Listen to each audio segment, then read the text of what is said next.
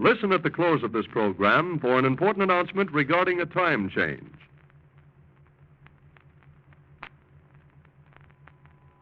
Have you heard the strange tales of the Whistler?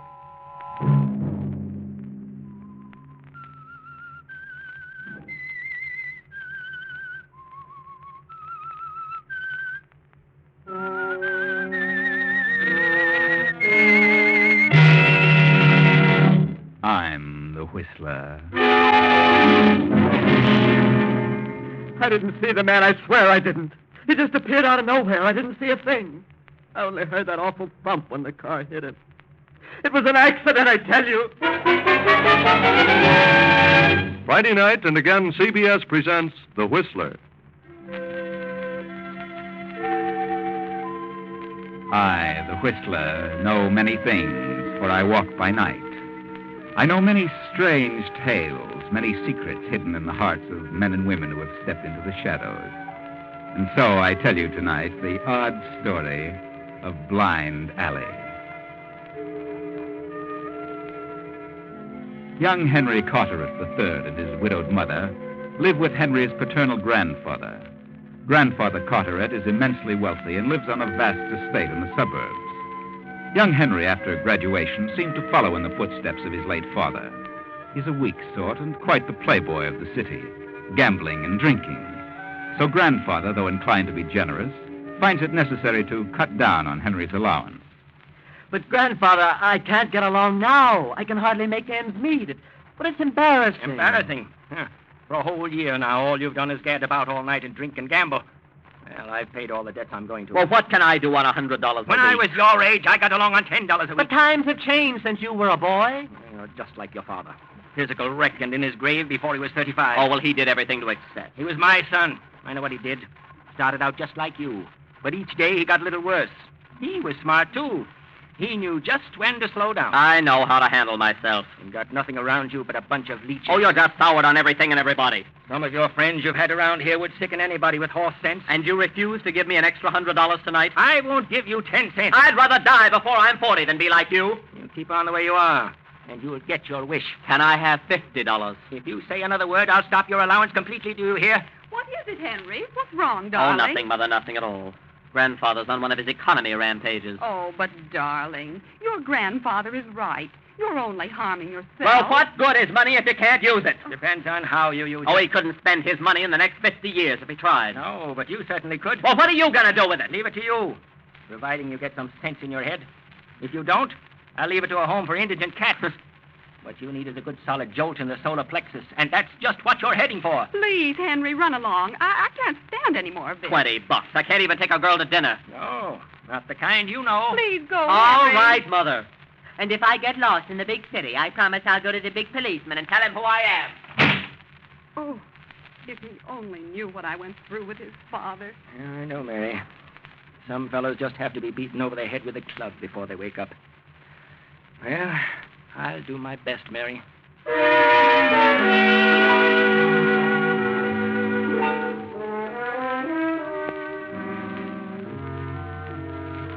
For several weeks, Henry has been making the rounds of the nightclubs and gambling places with his latest girlfriend, Nella Goodwin of the Boston Goodwin. Nella and her brother Jerry have been vacationing in the vicinity. The three of them have made the rounds and have dropped into Nella's apartment for a nightcap. Well, I certainly had a wonderful time tonight, Henry. Did you, Nella? Well, so did I. But I was so sure I'd clean up on that roulette wheel. You can't win all the time. Here's your drink. Thanks. Let's see, how much did I borrow from you, Jerry? Oh, just 100. No, I'll let you have it in a couple of days. No hurry. Really think you should drink any more tonight, Henry? Why not have some coffee? Coffee? Perish the thought. Who wants coffee? How far do you have to drive? 20 miles, isn't it? Oh, he'll be all right when he gets out in the air. Oh, I don't know, Jerry. It isn't safe. I wouldn't want you to get into trouble, Henry. Please drink some coffee.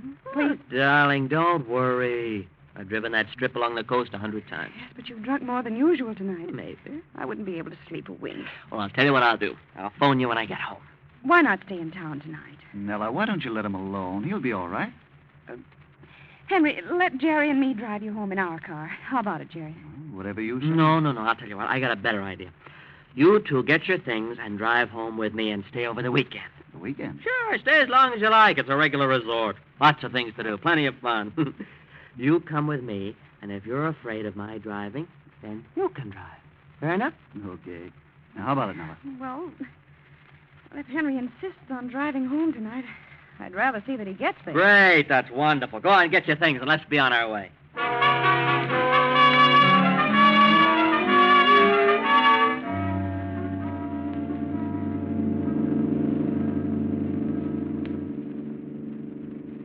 Well, how am I doing? Satisfactory, am I? Well, I'd feel better if you'd slow down a bit. It's beginning to mist. Better take it easy, Henry. Okay. Does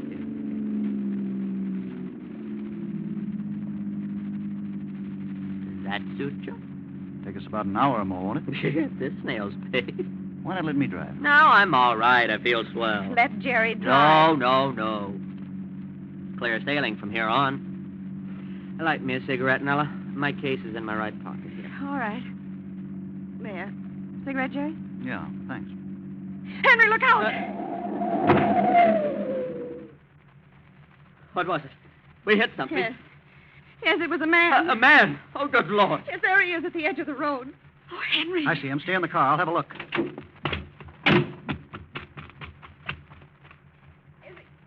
Is he all right, Jerry? Just a second.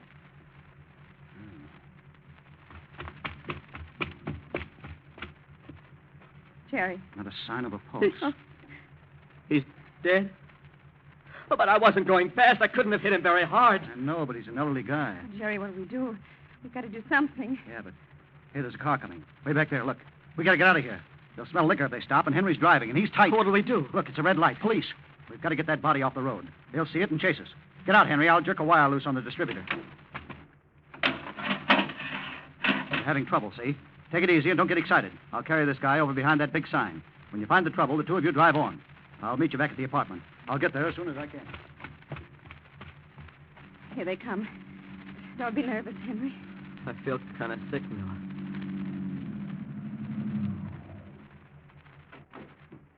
What's the trouble here? Why, I don't know. Motor just cut out on me. Yeah? Battery's all right. You got light. Let's have a look. The wires. Now, wait a minute. Here it is, I think. That wire was loose on top of the distributor. All right, try it now. There you are. Oh, thanks. Thanks very much, officer. Out kind of late, aren't you? 1:30? Why, I'm on my way home. Yeah? It's your car? Yes. Henry Cartaris III. You young Cartaris? Let's see your operator's license. Thanks. You've been drinking a bit, haven't you, Cartaris? Well, yes, but I'm a careful driver. What's your name, miss? What? Nella Goodwin. You drive? Oh, yes. Then you better slip over here and drive this car. Good night, Cartaris. Take it easy, miss. Yes, officer. Thank you.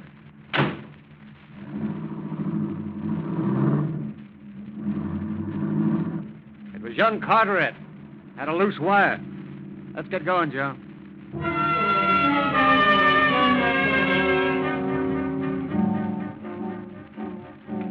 In a few minutes, the police car passes them. Nella leaves the highway, cuts over to the boulevard, and heads back to town. In Nella's apartment, they wait for Jerry. 3 hours pass, and finally, Jerry walks in. Jerry, where on earth have you been? We thought you'd never get here. I stayed behind that big sign for over an hour. Every time I started out, a car came along. Finally, I made it over to the boulevard. I couldn't find a cab, so walked back down side streets. Didn't want anybody to see me like this. Where did you get all that mud on you? What did you do with it? No, don't worry. Everything's all right. What did you do with the body? I buried it back of the sign. I found a small board. The dirt is soft and the brush is thick. No one will ever find him. Buried him. Sure, if we reported it now or anyone found him on the road, those cops would be after Henry in a second. Who was the man? Well, he didn't have anything on him. Only a few cents in his pocket and no identification. I gather from his appearance and his clothes that he was just a transient, a hobo. Probably stepped out in front of us to bum a ride. Was he an old man? I'd say about 50 or more. Oh, it's awful. I didn't see him. He just seemed to come out of nowhere. I didn't see a thing. I only heard that thump when the car hit him. It was an accident, Henry. We know that. It was a lucky thing for you I got him off the road. Those cops had found him, and with you drinking, well, you'd get stuck for manslaughter. I'm mighty lucky I was alone. Yes, I know. I appreciate it, You Jerry. don't think we should have reported it? Would you like to see Henry sentenced to prison for accidentally running into some old bum? No, Jerry, but I was afraid of something like this. That's why I didn't want him to drive. I'm sorry, Nell. I should have listened to you. Oh, what a mess. It's terrible. Will you relax? Well, you're sure they won't find him? When they do, they'll have forgotten about you being stalled there. Oh, by the way, just where was that? Well, it's practically at the intersection of Ocean Drive and Valley Boulevard. It was in front of that big billboard, that bread sign. Oh, yeah. Well, let's forget about it. It's done, and the less said about it, the better. Better have a drink, Henry, and as soon as I change my clothes, we'll go on to your place. You're spoiling that weekend. I don't want a drink. Okay. I'll be ready in a few minutes.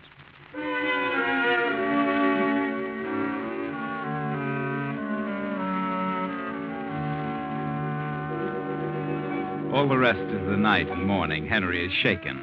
He cannot close his eyes. And finally, he musters sufficient strength to dress. Downstairs, his grandfather is talking to Jerry and Nella. And what did you say your name was? Goodwin, Gerald Goodwin. The Boston Goodwins, you know. The Boston Goodwins? This is my sister, Nella. I see. Came down with Henry, eh? And what time did you get here? Well, it was late. That is, early this morning. It was about 6, to be exact. 6? Huh. Don't you people ever sleep? Well, certainly we sleep, but, well, youth doesn't require the amount of sleep that age needs. And what are you doing here? Henry invited us to spend a week or so with him. Oh, is that so? Well, that's mighty decent of him. Henry's a wonderful boy. He really is, Mr. Cartaris. All depends on how you look at it. You should think a lot of Henry. I do. Believe me, I think constantly. Good morning. I don't think I know these people. Or do I? No, you don't, Mary. But you will. Henry's guests came in at 6 this morning, here for a bit of a stay from Boston. Jerry Goodwin and his sister Nella Goodwin, of the Boston Goodwins. This is Henry's mother. How do you do, Mrs. Carteret? Well, you're quite welcome. We really didn't want to impose on you, but Henry was so insistent that... Well, we really came because... Because Henry wouldn't take no for an answer. And where is Henry? Well, I don't think Henry is feeling well this morning. You mean Henry has been drinking? Well, yes, a little. Oh. As a matter of fact, that's why we came with him. I was afraid for him to drive home last night. She's exaggerating, Mrs. Carteret. Tell me, how long have you known Henry, Miss Goodwin? About 3 weeks. Going on 4. Are you the one who's been taking to dinners and nightclubs? Well, yes, I've seen him nearly every evening. Oh, I see. Oh, good morning, Mother. Morning, everybody. Well, I see you've all gotten acquainted. Henry. Why, you're pale as a sheet. I've never seen you like this. I'm quite all right, Mother. I'd have sworn it was your father coming down those steps. Hold your hands out. Look at that. The jitters. You're doing all right, boy. Don't you worry about being a sour old tightwad. Oh, shut up and let me alone, will you? Henry, what is it? What's wrong There's with you? nothing wrong. He'll be all right. He had a very bad night, didn't you, Henry? Jerry. Well, first he lost too much, then he drank too much to cover up the losses. I'll pay you the 100. Oh, don't be silly. I'm not worried. I'm only kidding. Come on, let's have some breakfast and forget about it. Come on, everybody. Oh, pardon me. Would I be intruding? I haven't had breakfast yet. Do you mind? Why, certainly not. Come along.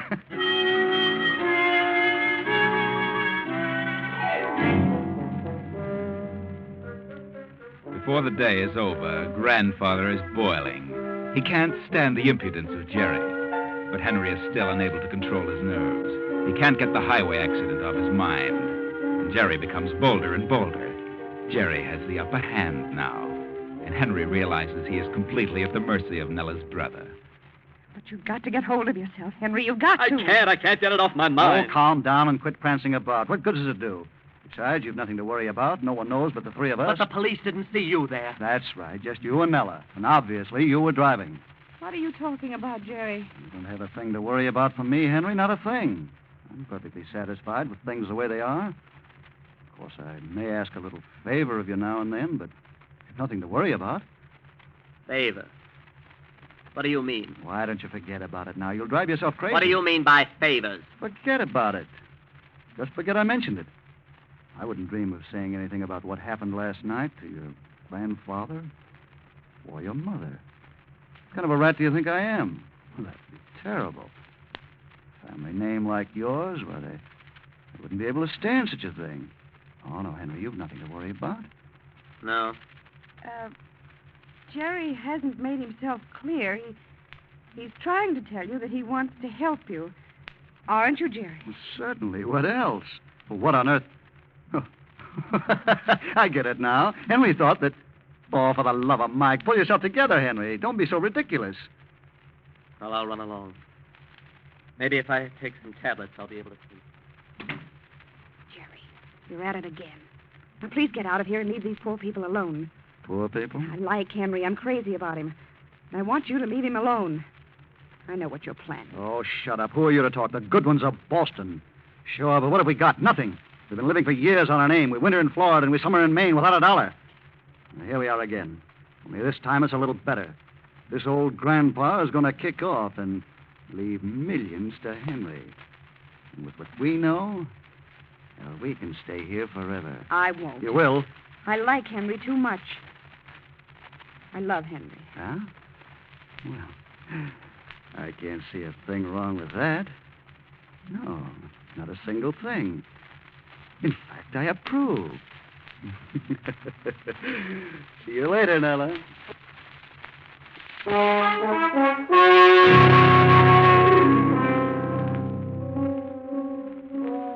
Poor Henry is licked.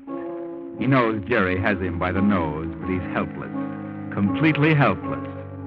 Finally, Monday comes, and Grandfather calls Henry to the library. Did you want me, Grandfather? I certainly did. Why? What's wrong? The bank just called me and said you'd overdrawn your account $1,000. $1,000. Oh, well, I haven't. What did you do with the money? What? Did the bank pay it? Certainly they paid it. What did you do with that money? Well, I owed a debt to Jerry Goodwin. I heard him say you owed him $100. Well, he was just going easy. It was really $1,000. Henry, you're lying. Do you hear me? Lying. No, I owed it to him because of, well, gambling. I don't believe you. Not this time. It's something else.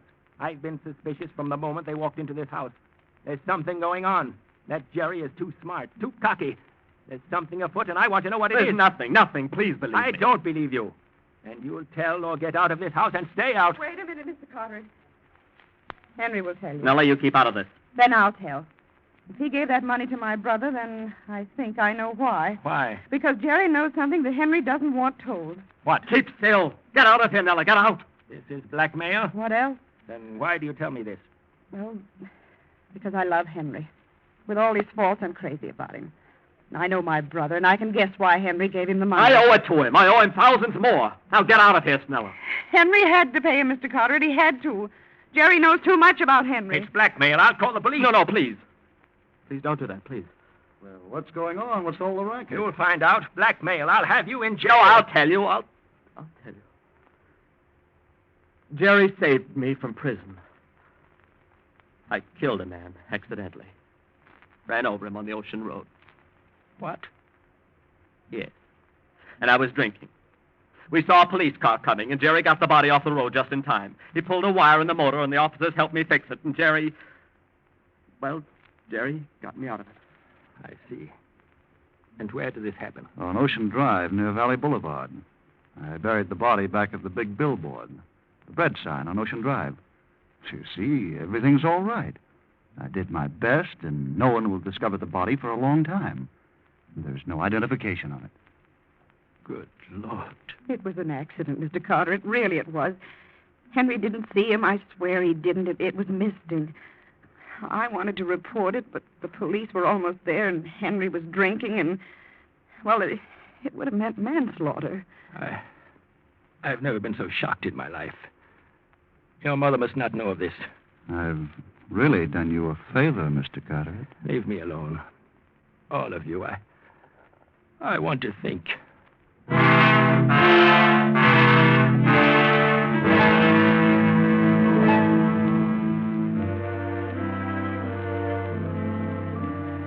A death-like silence falls over the household. Very little is said until afternoon of the next day. The grandfather calls the three young people to the library, but at that very moment a visitor is announced. The visitor steps into the library. I'm Mr. Carteret. Did you wish to see me? Well, not exactly. I want to see your grandson here, Henry Cartaris. Who are you? I'm Lieutenant Jones, Police Department. Well, what can we do for you, Lieutenant? Who are these people? Why, this is Mr. Goodwin and Nella Goodwin, our guests at the moment. You're Nella Goodwin? Yes? Well, I have a little report here. On the morning of August 17th, about 1 a.m., a patrol car came upon Henry Cartaris and assisted him to get his car started. A girl with him gave her name as Nella Goodwin. It was near the intersection of Ocean Drive and Valley Boulevard. Is that right? Yes. Yes, I did have trouble that night. Mm-hmm. How long were you there? About 10 minutes, I think. I see. Did you happen to notice another car leave as you pulled up, or did you see anyone else in the vicinity? Why, I don't remember. Did you, Miss Goodwin? Well, I can't remember, but there may have been. Did either of you step off the highway during that time? No. No, that is, I may have, but I don't think we did. Mm-hmm. You stopped directly in front of that big billboard, the one advertising bread? Yes. What is this all about? Well, they removed that billboard and started excavating for a new project today. They discovered a body. A man about 50. Been dead several days. Apparently struck by a car. Might have internal injuries. Well, we didn't see a thing. Uh-huh. You know nothing about it, miss? No, certainly not.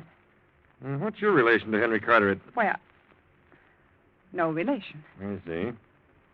Well, we may ask you to drop down to headquarters for a little talk, Miss Goodwin. Good afternoon, folks. He's wise. They're going to get Nella down there and make her talk. I won't go. You'll have to go. I won't go. I won't talk if they kill me. They know you were with Henry, and they'll hammer you until... Wait a minute. I've got it. There's one way they can't make you say a word. How's that? Nella and Henry have got to get married at once. A wife cannot be made to testify against her husband. Married? But, Jerry, he doesn't want to marry There's me. no choice. It's the only chance. Come on, let's get going. They'll be back. Grandfather, what'll I do? Figure it out yourself. This is that jolt in the middle you've had coming to you. Oh, what have I ever done to deserve this? Come on, Bella, hurry. Hurry.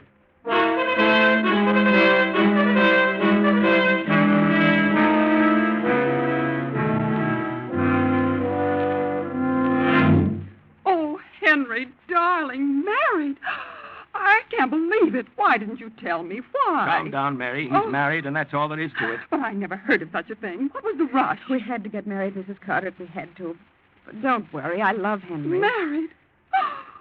Oh, I think I shall faint. Yes, but I'll explain later, Mary. Pardon me, there's a Mr. Jones to see you. I knew it. They're back again. Mary, please go to your room. I'll come to you in a little while. I'll explain. Yes. Yes, Father. Oh, I've never been so shocked in all my life. Henry, your father was bad enough, but this is beyond all sense of decency. Well, what do you want now, Lieutenant? I'd like to have a talk with Miss Goodwin down at headquarters. Oh, but that isn't possible, Lieutenant. No, Lieutenant. You see, Miss Goodwin is really Mrs. Carteret. The wife cannot be forced to testify against her husband. I see. Well, maybe that won't be necessary after all. Is this your cigarette case, Henry? What? I don't know. I don't think so. No?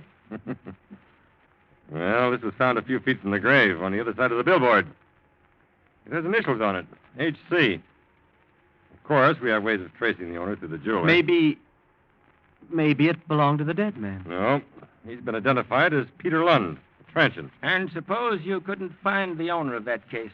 We'll find the owner. May I see the case? Mm-hmm. Thank you. Oh, rather expensive. Handmade. Cost about $100, I'd say. The dead man's fingerprints weren't on it. I imagine this case is worth considerably more now than it cost originally. Prices have gone sky high. Yes, I wouldn't be surprised if a case like this wouldn't be worth, well, a pretty penny. Yes.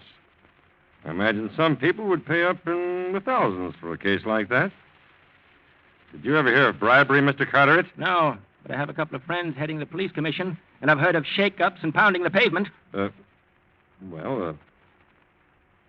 Can I see you alone, Mr. Cartaris? Yes, Lieutenant. Step into the library.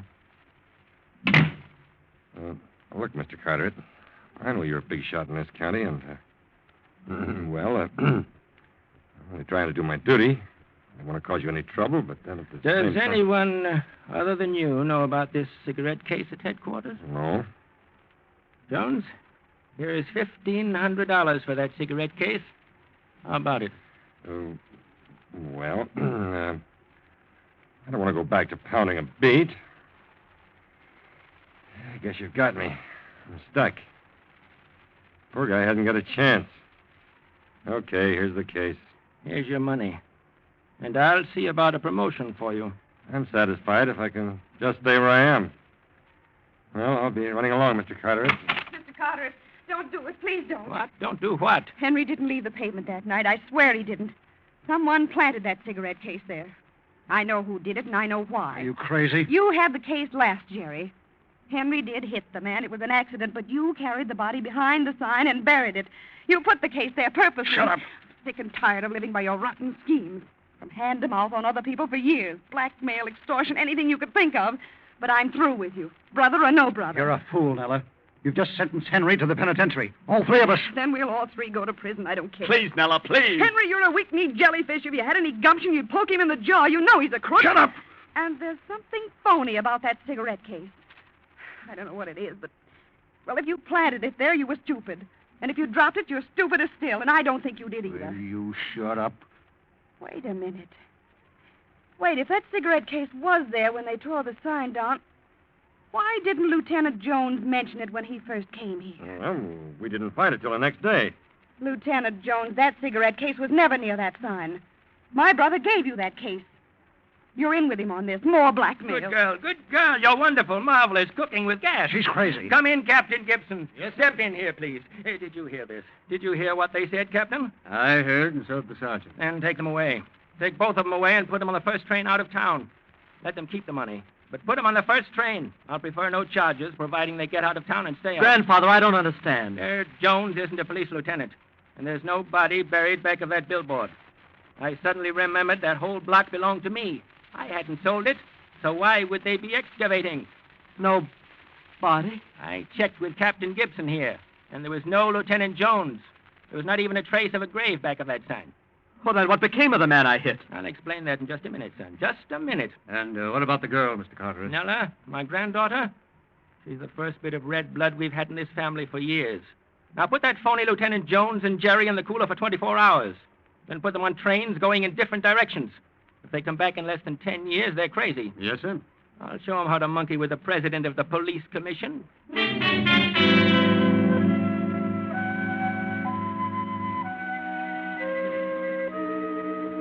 Well, there's very little to explain this time. Jerry Goodwin discovered the man was not dead the moment he felt his pulse. And when he regained consciousness back of the big billboard, well, Jerry took him across town to a hotel.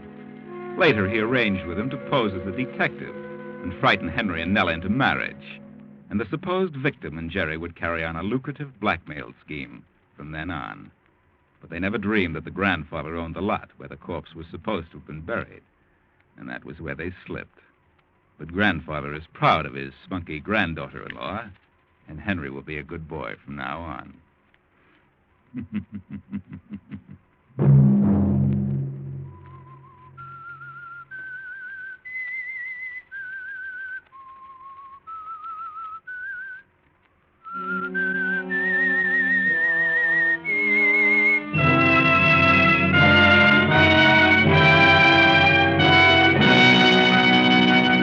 CBS has presented The Whistler.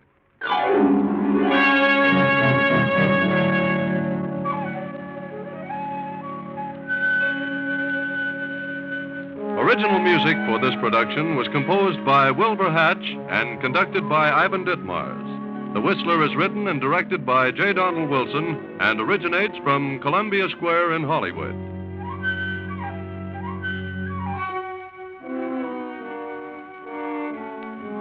Beginning Sunday, October 3rd, The Whistler will come to you at 10:15 p.m. Sunday, October 3rd at 10:15 p.m.